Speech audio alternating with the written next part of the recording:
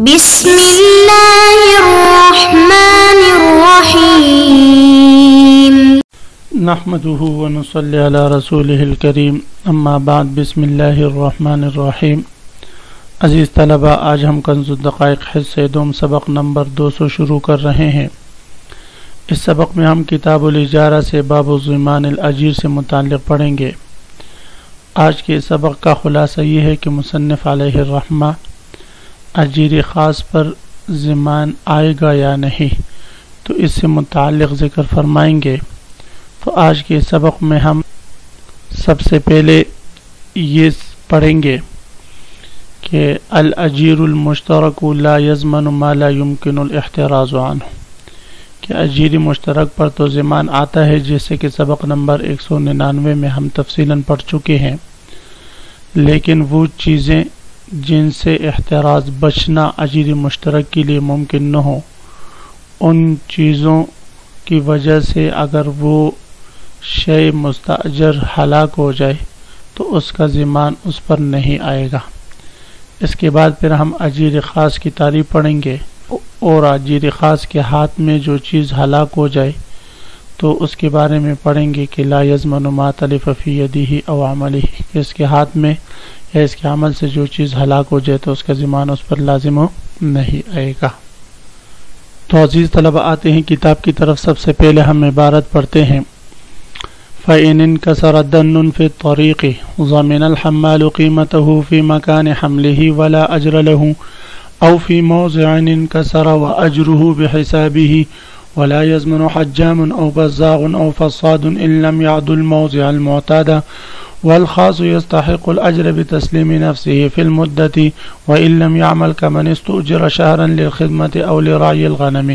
ولا يضمن ما تلف في يده أو عمله۔ فإن انكسر دن في الطريق سے مصنف علیہ الرحمہ ایک مسئلہ ذکر فرما رہے ہیں، اور اس مسئلے میں ضمان تو اجیر مشترک پر آئے گا، لیکن چاہے تو ہم اجیر مشترک کو اس جگہ کی قیمت کے مطابق ضامن بنائیں جس جگہ سے اس نے سامان اٹھایا ہے۔ مثلا زید کو اجرت پر لیا عمر نے کہ میرے یہ شراب کا مٹکا یہاں سے اٹھا کر وہ 5 کلومیٹر دور لے جانا ہے، میں آپ کو اتنی قیمت دوں گا۔ تو اس نے کہا ٹھیک ہے۔ تو اب یہاں پر جہاں سے اٹھانا ہے اس کی قیمت 10 درہم ہے، اور جدھر لے جانا ہے وہاں اس کی قیمت 15 درہم ہے، اور 4 کلومیٹر لے جانے کے بعد وہ مٹکا اس کے ہاتھ سے گر کر ٹوٹ جاتا ہے، تو اس کا ضمان اب اجیر زید پر آئے گا۔ تو اب 2 صورتیں ہیں، عمر چاہے تو جہاں سے مٹکا اٹھایا ہے اسی جگہ کی قیمت کے مطابق اس کو ضامن ٹھہرائے، یعنی 10 درہم کا، اور اگر چاہے جہاں اس سے وہ مٹکا گرا ہے اس جگہ کی قیمت کے مطابق اس کو ضامن ٹھہرائے۔ تو اس صورت میں پہلی صورت میں مستاجر کا فائدہ ہوگا کہ 10 درہم اس کو مل جائیں گے اور اجیر کی کسی قسم کی اجرت اس پر لازم نہیں آئے گی۔ دوسری قسم میں موجر کا فائدہ ہوگا کہ جہاں تک وہ لے کر گیا ہے اس جگہ تک کی اجرت اس کے لیے مستاجر پر لازم ہوگی، اور باقی اس کی جو قیمت ہے اس کے مطابق اس کو وہ ضامن ٹھہرائے گا، لیکن جو اس کی اجرت بنتی ہے اس جگہ تک 4 کلومیٹر کی جو اجرت بنتی ہے وہ اس سے وہ کاٹ سکتا ہے۔ تو فرماتے ہیں فَإِنْ انْكَسَرَ دَنٌ فِي الطَّرِيقِ، اگر خم، شہد کا خم جس میں وہ شہد وغیرہ رکھتا ہے، مٹکا، وہ راستے میں ٹوٹ جائے، ضَمِنَ الْحَمَّالُ قِيمَتَهُ، تو بوجھ اٹھانے والا قلی جو ہے وہ ضامن ہوگا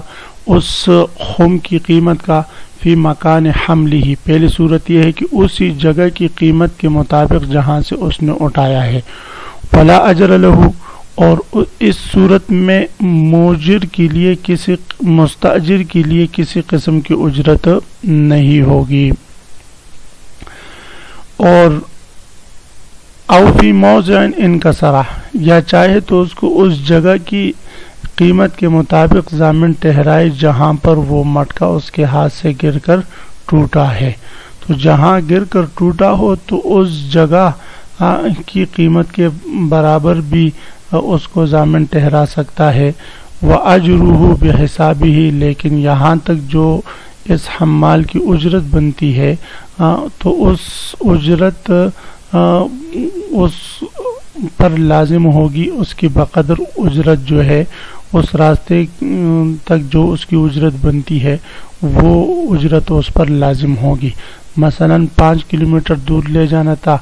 1 کلومیٹر کے 2 کرایے ہوئے تو 4 کلومیٹر پر وہ مٹ کر ٹوٹ گیا، تو آپ فرماتے ہیں 8 درہم کرایے کے طور پر اس پر لازم ہوں گے. وَلَا يَزْمَنُ حَجَّامٌ أَوْ بَزَّاغٌ أَوْ فَصَّادٌ، حجام کہتے ہیں پشنا لگانے والے کو.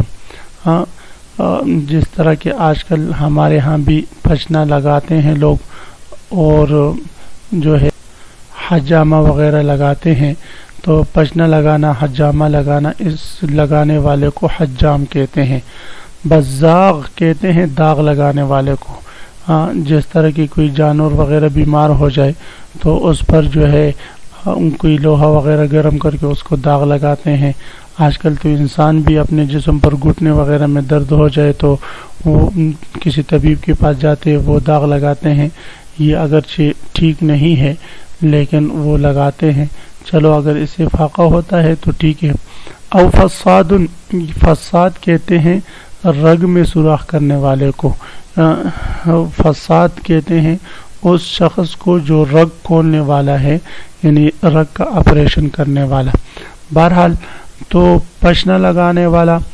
یعنی حجام، حجامے لگانے والا، بزاغ یا داغ لگانے والا، اور فساد یا رگ کا آپریشن کرنے والا ڈاکٹر جو ہے، ان پر زمان لازم نہیں آئے گا. کیوں عزیز طلبہ؟ اس کی وجہ یہ ہے کہ یہ جو لوگ ہیں، ایسے ڈاکٹر جو پشنا لگائیں یا ایسا ڈاکٹر جو داغ وغیرہ لگا کر جو ہے وہ علاج کرتا ہے، یا ایسا ڈاکٹر جو رگ کا آپریشن وغیرہ کر کے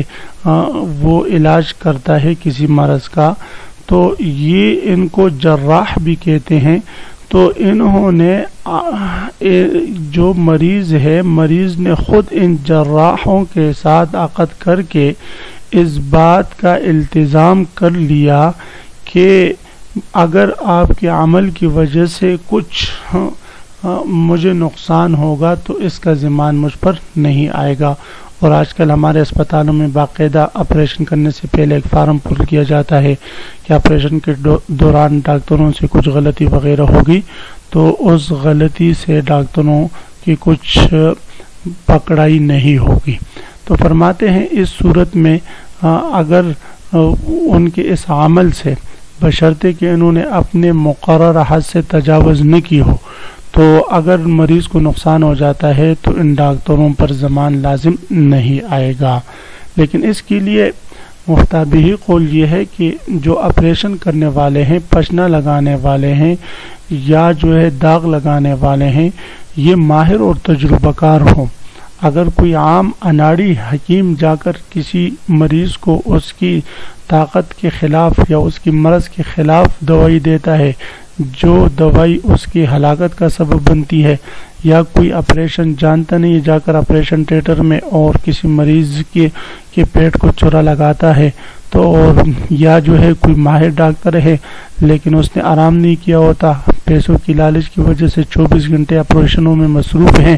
اور لوگوں کو پماخہ چیرتا ہے، تو فرماتے ہیں اس صورت میں اگر تعدی سے وہ کسی مریض کو ہلاکت کی طرف لے جاتا ہے یا کسی کا نقصان کرتا ہے تو اس نقصان کی تلافی اور اس پر پھر درست کرنے کے لیے جتنے اسپتالی خرچہ وغیرہ آئے گا اس سب کا ضمان ان ایسے چھوٹے ڈاکٹروں نے پھر دینا ہوگا. لیکن اگر ماہر تجربہ کار صحت کی کوشش کرتے ہوئے، اپنے بھرپور محنت کرتے ہوئے وہ جو ہے آپریشن کرتے ہیں اور اس میں کچھ نقصان ہو جاتا ہے تو تو ایسے ڈاکٹروں پر کسی قسم کا ضمان نہیں، اس لیے کہ ان کے کام ہی ایسے ہیں کہ جو تھوڑے بہت نقصان سے خالی نہیں۔ ولا یضمن حجام، اور فرماتے پچھنے لگانے والا ضامن نہیں ہوگا، او بزاغ، یا اس طرح داغ لگانے والا، او فساد، یا رگ کا آپریشن کرنے والا، ان لم یعد الموضع المعتاد، اگر وہ معتاد جگہ سے تجاوز نہ کرے۔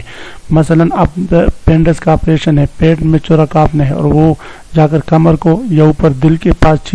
جو ہے چڑی لگائے، تو فرماتے اس صورت میں موضع معتاد سے تو اس نے تجاوز کر لی، اس صورت میں پھر ان پر ضمان لازم آئے گا۔ والخاص ہو، اب یہاں سے مصنف علیہ الرحمہ اجیر خاص کی تعریف اور اس کا حکم ذکر فرما رہے ہیں۔ اجیر خاص کا حکم ہی سب سے پہلے مصنف علیہ الرحمہ نے یہ ذکر فرمایا ہے کہ الخاص یستحق الاجر بتسلیم نفسہ، کہ اجیر خاص جو ہے وہ اپنے آپ کو حوالہ کرنے ہی سے نفع کا اور اجرت کا مستحق ہو جاتا ہے۔ مثلا اجیر خاص کیا ہے، ہم پہلے پڑھ چکے تھے کہ اجیر خاص وہ شخص ہے جس کا عقد منافع پر وارد ہوا ہو۔ جس کا عقد کس پر وارد ہوا ہو بھائی؟ منافع پر۔ مثلا عامر نے زید سے کہا آپ میرے گھر میں آ کر کام کریں، میری خدمت کریں، میرے حلیے کی خدمت کرتے رہیں، اور ماہانہ میں آپ کو 1,00,000 روپے تنخواہ دوں گا۔ تو اس نے کہا ٹھیک ہے، تو یہ اجیر خاص ہے۔ تو فرماتے ہیں کہ اجیر خاص جب جائے گا 1 تاریخ سے 30 تاریخ تک، جب عامر کے گھر میں وقت گزارے گا، کسی بھی قسم کی خدمت کرے گا، کبھی کرے گا کبھی وہ نہیں ہوں گے گھر پر، نہیں کرے گا، تو یہ مہینہ بعد اپنی مقررہ اجرت کا مستحق ہوگا، چاہے مہینہ بھر وہ کام نہ کرے۔ اس طرح کے بہت سارے بنگلوں میں اس طرح خادم رکھے ہوئے ہوتے ہیں، اور وہ بنگلے والے سیٹ حضرات جو ہے وہ مہینہ باہر جا کر گزارتے ہیں، تو وہاں سے ان کے تنخواہیں دینا ان کے لیے ضروری ہے۔ والخاص یستحق الاجر، اور اجیر خاص اجرت کا مستحق رہتا ہے بتسلیم نفسی، اپنے آپ کو حوالہ کرنے سے، فی المدت، اس مدت اجارہ میں، وَإِن لَمْ يَعْمَلْ، اگرچہ وہ کسی قسم کا عمل نہ کرے۔ اب اجیر خاص کیا ہوتا ہے؟ کمن استؤجر شہرا، جس طرح کہ آپ نے کسی شخص کو اجرت پر لیا گیا ہو مہینہ بھر کے لیے، للخدمت، خدمت کے لیے، او لرائی الغنم، یا بکری چرانے کے لیے۔